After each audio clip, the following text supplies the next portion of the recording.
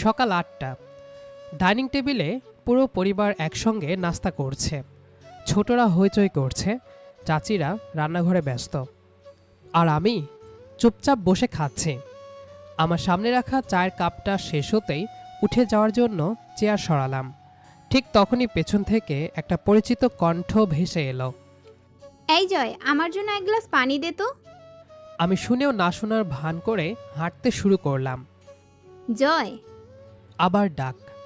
ঘাড় ঘুরিয়ে তাকাতে দেখি ফারজানা আপু 2 হাত বুকের কাছে ভাঁজ করে দাঁড়িয়ে আছে। আমি ভ্রুকুচকে বললাম, নিজের হাত নেই?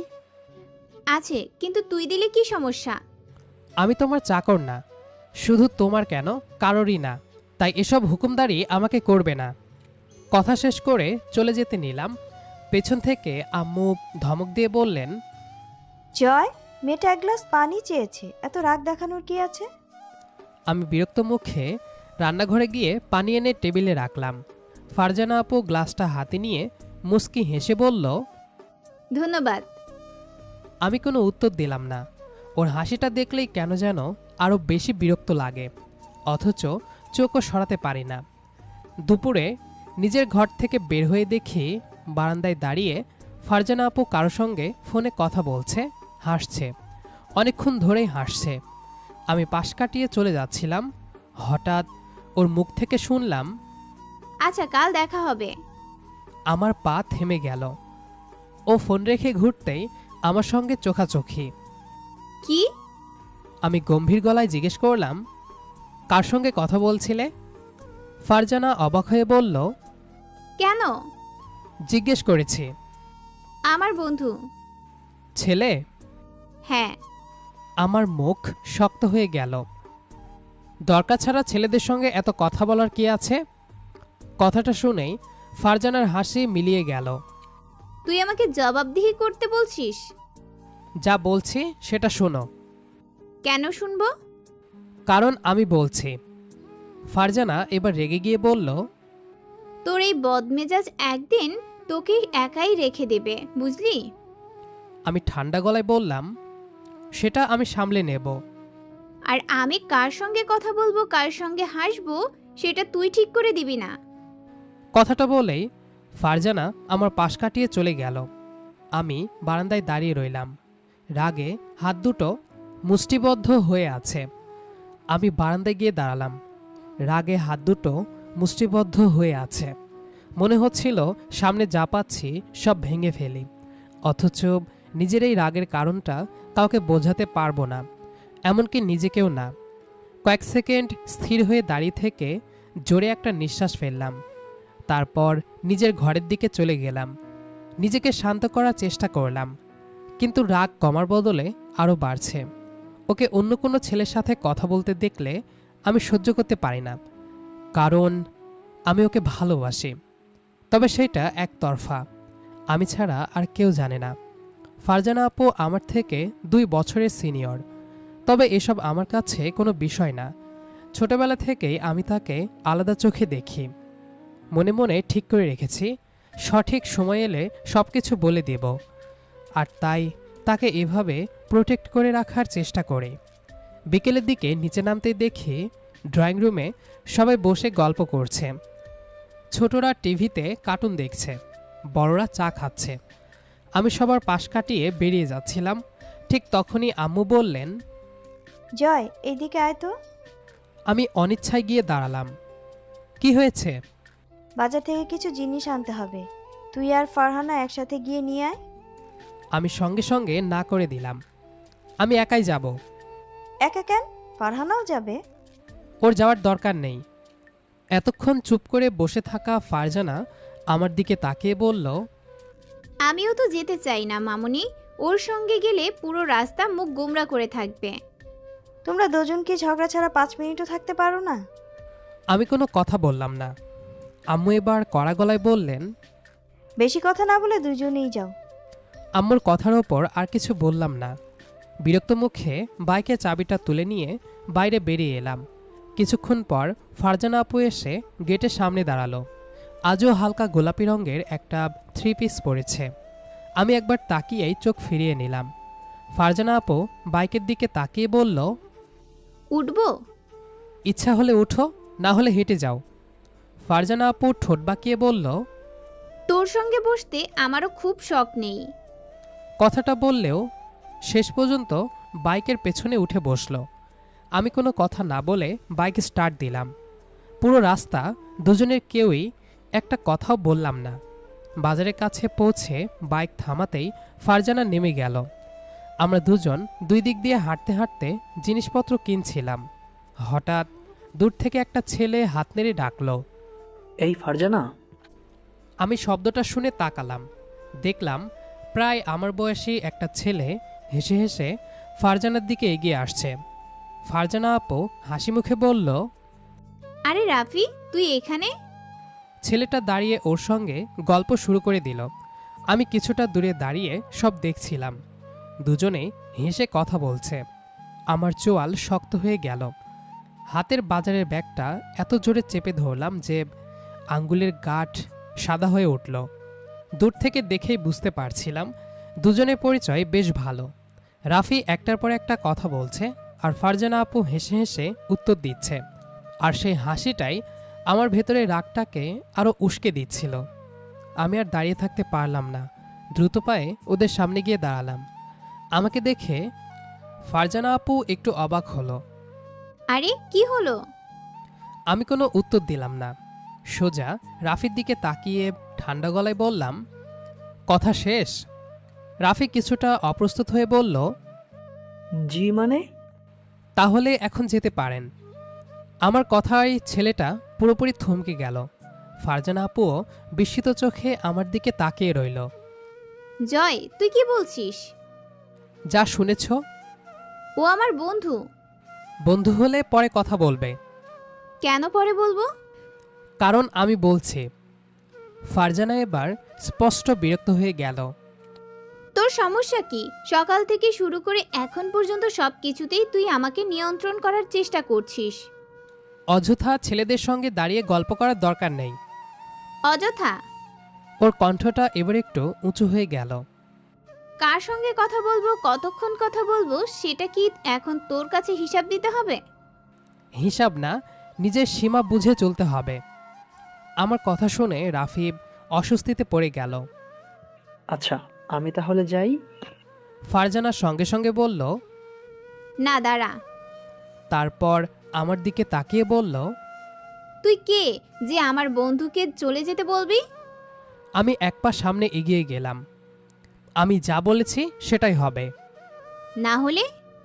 না হলে আমার ব্যবহার আরও খারাপ হবে। কথাটা বলেই রাফির দিকে তাকালাম। আপনি যান। আমার মুখের ভাব দেখে রাফি আর কিছু না বলে সেখান থেকে চলে গেল। রাফি চলে যেতেই ফারজানা আপু রাগে কাঁপতে কাঁপতে আমার সামনে এসে দাঁড়ালো। তুই আজ যা করলি সেটা একদমই ঠিক করিসনি। আমি ঠিকই করেছি। আমার বন্ধুদের সঙ্গে আমি কথা বলবো, এতে তোর এত সমস্যা কেন? কারণ আমার ভালো লাগে না। তোর ভালো লাগে না মানেই আমি সব ছেড়ে দেব? আমি চুপ করে ওর চোখের দিকে তাকিয়ে রইলাম। ফারজানা আবার বলল, শোন জয়, ছোটবেলা থেকে তোর রাগ আমি অনেক সহ্য করেছি, কিন্তু এখন তুই সীমা ছাড়িয়ে যাচ্ছিস। যেটা প্রয়োজন সেটাই করেছি। না, তুই আমাকে অপমান করছিস। চারপাশে কয়েকজন মানুষ আমাদের দিকে তাকিয়ে আছে। ফারজানা সেটা খেয়াল করেই নিচু গলায় বলল, আর একটা কথা শুনে রাখ, আজকের পর আমার কোনো বিষয়ে নাক গলাবি না। আমি ঠান্ডা গলায় উত্তর দিলাম, সেটা আমি ঠিক করব। ফারজানা হতাশ চোখে কয়েক সেকেন্ড আমার দিকে তাকিয়ে থাকলো। তারপর বাজারে ব্যাগটা আমার হাত থেকে নিয়ে জোরে আবার আমার হাতেই ঠেলে দিল। তুই একাই বাজার কর, আমার আর কোথাও যাওয়ার ইচ্ছা নেই। কথাটা বলেই দ্রুত হাঁটতে শুরু করলো। আমি কয়েক মুহূর্ত স্থির হয়ে দাঁড়িয়ে রইলাম। রাগ হচ্ছিল, আবার কেমন যেন অপরাধবোধও হচ্ছিল, কিন্তু সেই অপরাধবোধকে আমি কখনোই গুরুত্ব দেই না। আমার কাছে তখন শুধু একটাই কথা ঘুরছিল, ওকে অন্য কোনো ছেলের সাথে আমি কোনোভাবেই মেনে নিতে পারি না। আর সেদিনের পর থেকেই আমার কঠোরতা আরও বাড়তে লাগলো। ফারজানা আপুও বদলে গেল। আগের মতো আর আমার সঙ্গে মজা করতো না। প্রয়োজন ছাড়া একটা কথাও বলতো না। আমি সামনে গেলে অন্যদিকে চলে যেত। আমিও ইচ্ছে করেই ওর সামনে যেতাম না। একই ছাদের নিচে থাকতাম, অথচ দিনের পর দিন এমনও গেছে একে অপরের দিকে তাকিয়েও কোনো কথা বলিনি। বাড়ির সবাই বিষয়টা বুঝতে পারছিল। বড় চাচি একদিন ফারজানাকে বললেন, কি হয়েছে তোদের? সারাদিন মুখ গোমড়া করে থাকিস কেন? ফারজানা হেসে বলল, কিছু হয়নি আম্মু, ও এমনই। অন্যদিকে আম্মুও আমাকে বুঝিয়েছিলেন। জয়, তোর রাগটা একটু কমা দরকার। সবাইকে এইভাবে ধমক দিয়ে চলা যায় না। আমি শুধু বলেছিলাম, আমার কোনো সমস্যা নেই। আম্মু দীর্ঘ শ্বাস ফেলে চলে গিয়েছিলেন। এর কয়েকদিন পরে হঠাৎ একটা কাজ চলে এলো। আমাদের কোম্পানির নতুন একটা প্রজেক্টের জন্য আমাকে 3 মাসের ট্রেনিং ও কাজের উদ্দেশ্যে ঢাকায় যেতে হবে। বাড়ির সবাই খুশি, শুধু আমার ভেতরটা অদ্ভুত লাগছিল। যাওয়ার আগের রাতে ব্যাগ গোছাচ্ছিলাম, হঠাৎ দরজার সামনে কারো ছায়া পড়ল। মুখ তুলে দেখি ফারজানা আপু। দুজনে চোখাচোখি হতেই ও আবার চোখ নামিয়ে নিল। মনে হচ্ছিল আরও কিছু বলতে চাই, কিন্তু বলল না, আমিও না। ও কিছুক্ষণ দাঁড়িয়ে থেকে নিঃশব্দে চলে গেল। সেটাই ছিল 3 মাসের জন্য আমাদের শেষ দেখা। পরদিন ভোরে আমি ঢাকার উদ্দেশ্যে বেরিয়ে গেলাম। এই 3 মাসে একবারও ফারজানার সঙ্গে আমার কথা হয়নি, না ফোনে না মেসেজে। আমি ইচ্ছে করে যোগাযোগ করিনি, সেও করেনি। একই পরিবারের মানুষ হয়েও আমরা যেন একে অপরের কাছে সম্পূর্ণ অপরিচিত হয়ে গিয়েছিলাম। ও নিজের জীবন নিয়ে ব্যস্ত ছিল, আর আমি কাজ নিয়ে। দিন, সপ্তাহ, মাস দেখতে দেখতেই 3 মাস কেটে গেল। 3 মাস পর এক বিকেলে বাড়ির গেটে এসে দাঁড়ালাম। বাড়িতে ঢুকতেই সবাই আমাকে ঘিরে ধরল। আম্মু আব্বু, চাচা চাচি এক এক করে সবাই খোঁজখবর নিতে লাগলেন।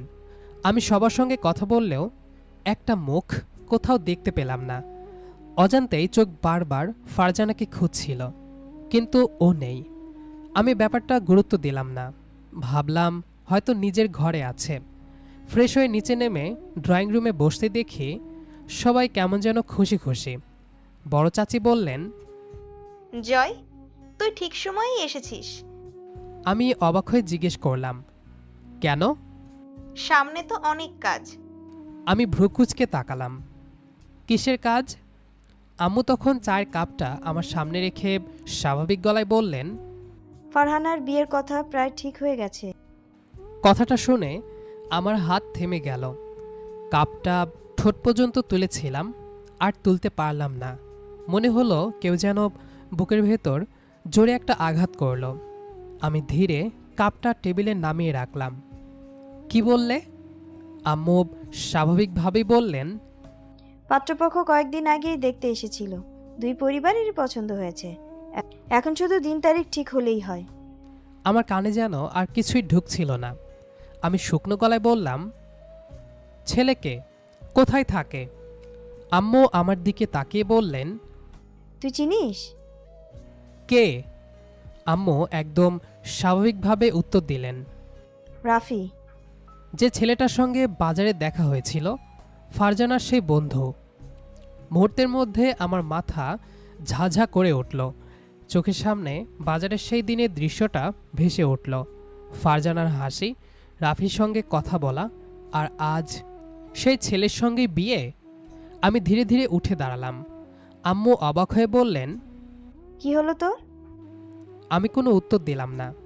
রাগে পুরো শরীর কাঁপছিল। হঠাৎ সামনে রাখা সেন্টার টেবিলটায় জোরে লাথি মারলাম। ধাম করে টেবিলটা উল্টে গেল। উপরে ফুলদানিটা মেঝেতে পড়ে চূর্ণ বিচূর্ণ হয়ে গেল। চারপাশে সবাই চমকে উঠল। ছোটরা ভয় পেয়ে কেঁদে দিল। আম্মু চিৎকার করে উঠলেন। জয়, কি করছিস? আমি শুনলাম না।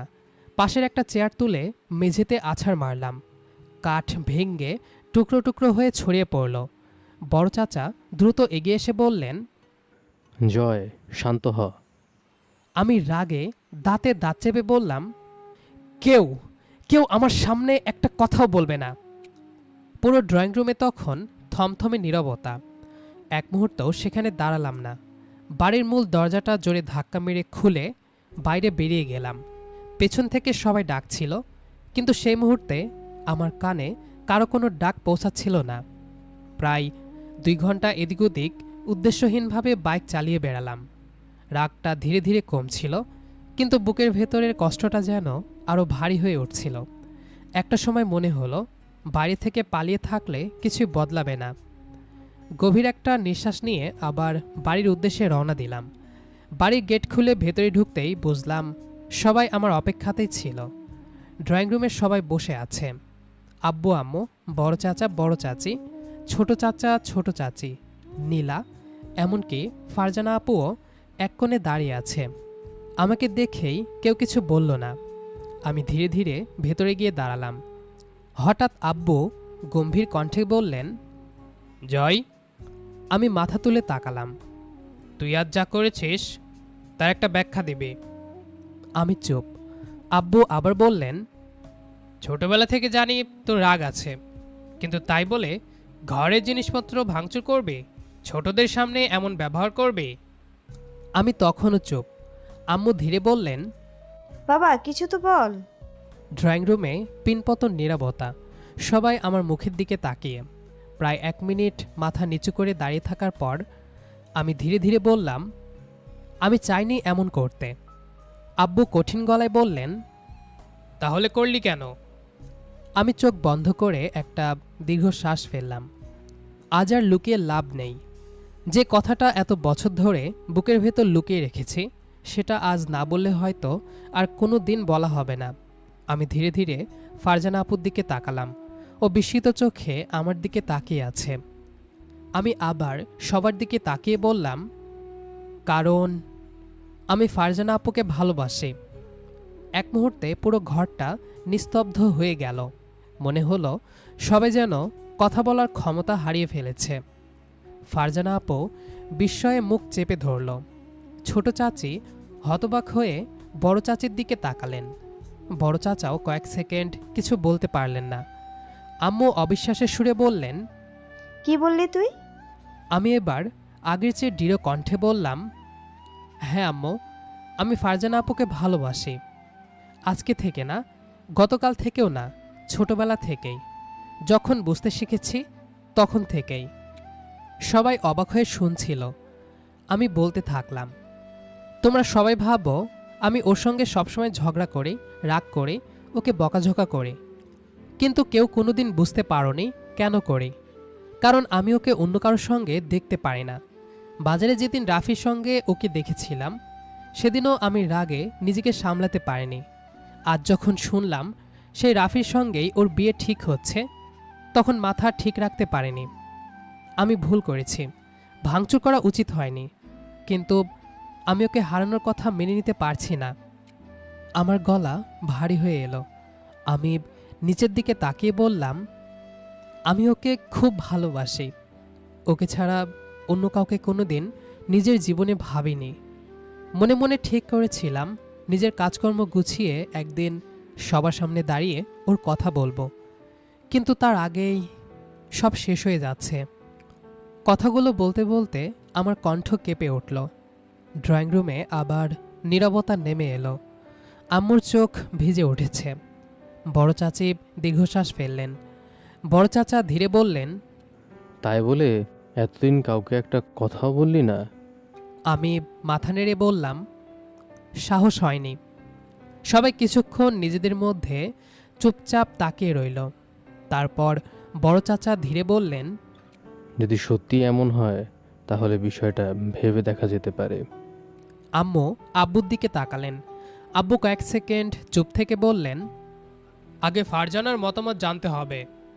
সবাই এবার ফারজানার দিকে তাকালো। এতক্ষণ ও একদম চুপ ছিল। ধীরে ধীরে সামনে এগিয়ে এলো। ওর চোখে মুখে রাগ স্পষ্ট। ফারজানা ঠান্ডা কিন্তু কঠিন গলায় বলল, আমারও কিছু বলার আছে। বড় চাচি বললেন, বল মা।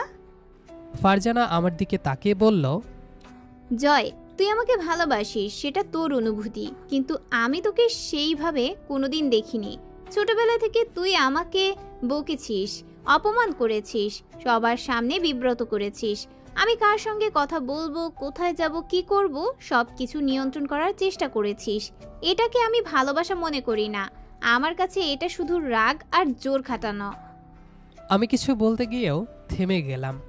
ফারজানা আবার বলল, আর একটা কথা পরিষ্কার করে শুনে রাখ, আমি তোকে ভালোবাসি না, কোনোদিনও সেভাবে ভাবিনি, ভবিষ্যতেও ভাবতে পারবো কিনা জানি না।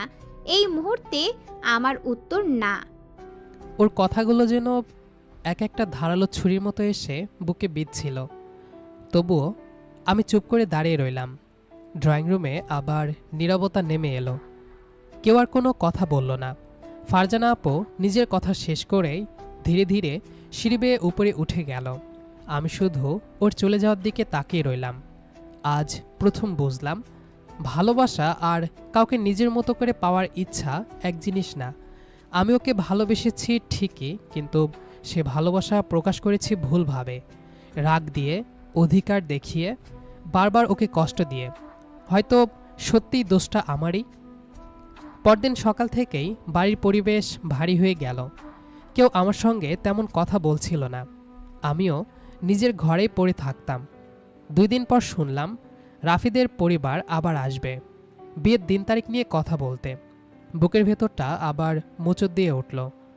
তবুও এবার আমি কিছুই বললাম না, কারো ওপর চিৎকার করলাম না, কোনো জিনিসও ভাঙলাম না।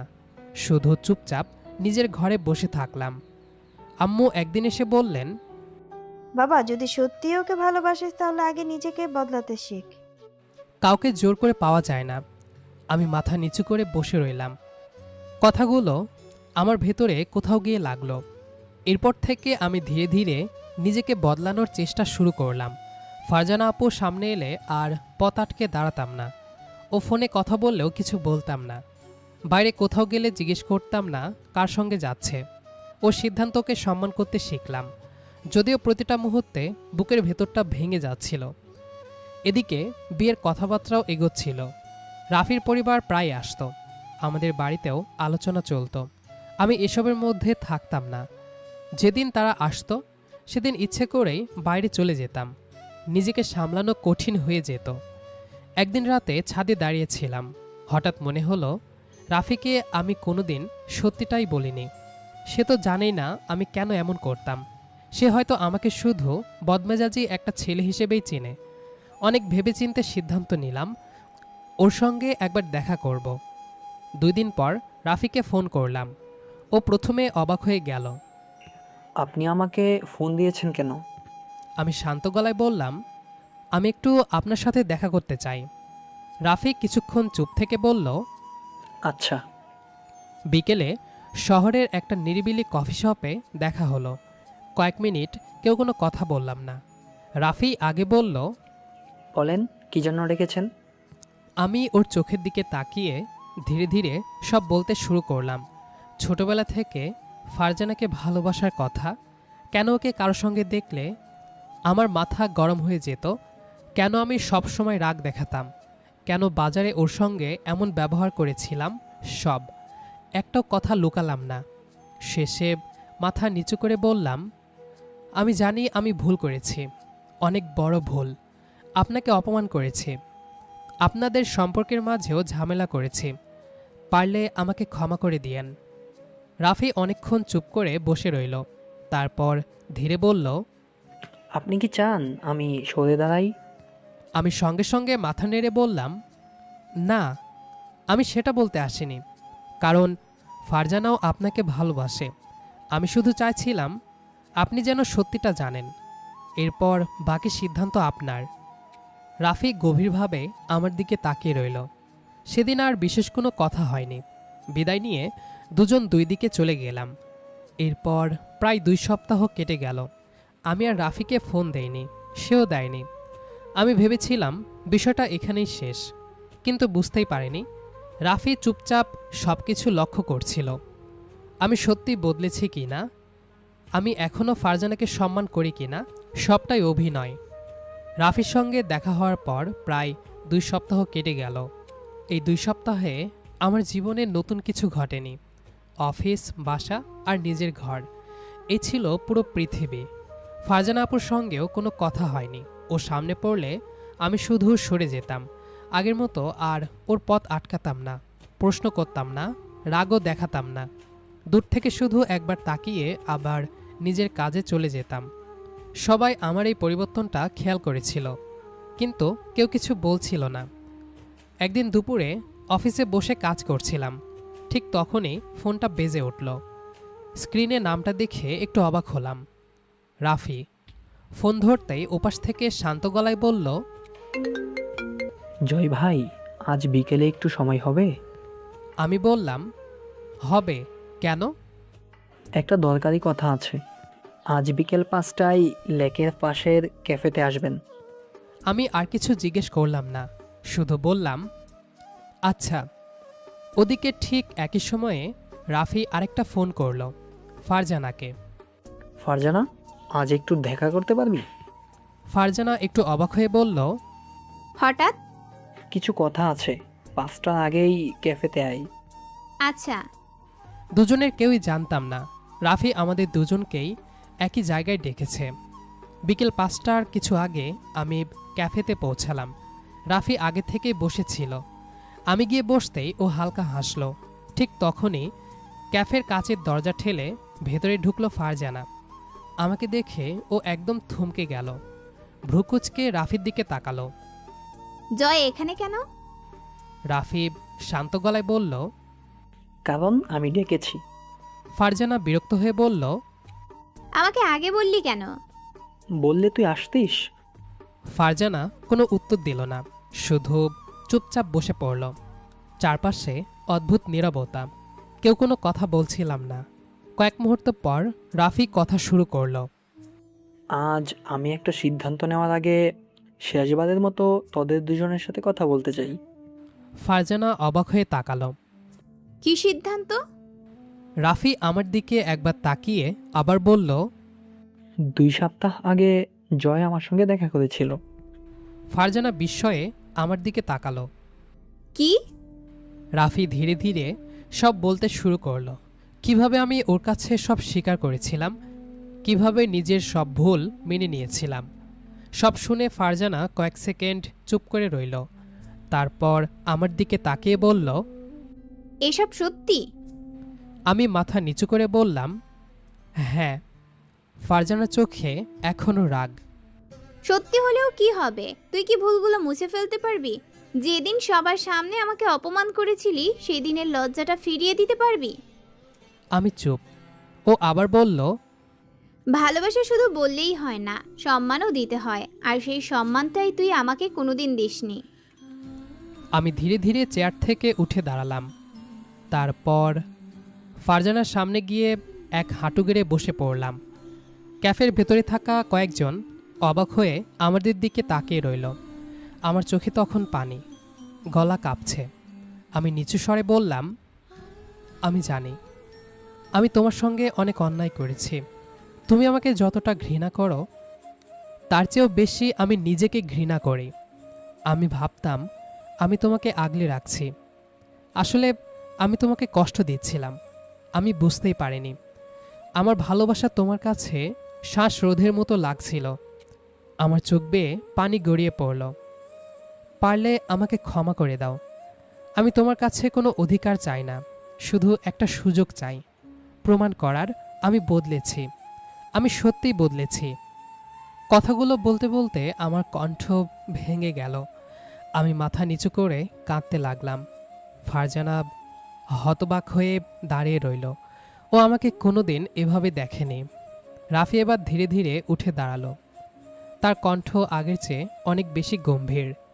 ফারজানা, সবার আগে আমি তোর বন্ধু, তাই একটা কথা বলবো, ভালো করে শোন। আমি 2 সপ্তাহ ধরে জয়কে দেখেছি। ও অভিনয় করছে কিনা সেটাও দেখেছি। আমি ভেবেছিলাম ওর ভালোবাসা শুধু জেদ।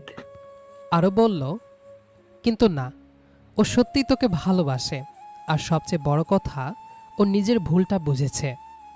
রাফি একটু থামল, তারপর আবার বলল, জীবনে সবাই ভালোবাসতে পারে, কিন্তু নিজের ভুল স্বীকার করতে পারে খুব কম মানুষ।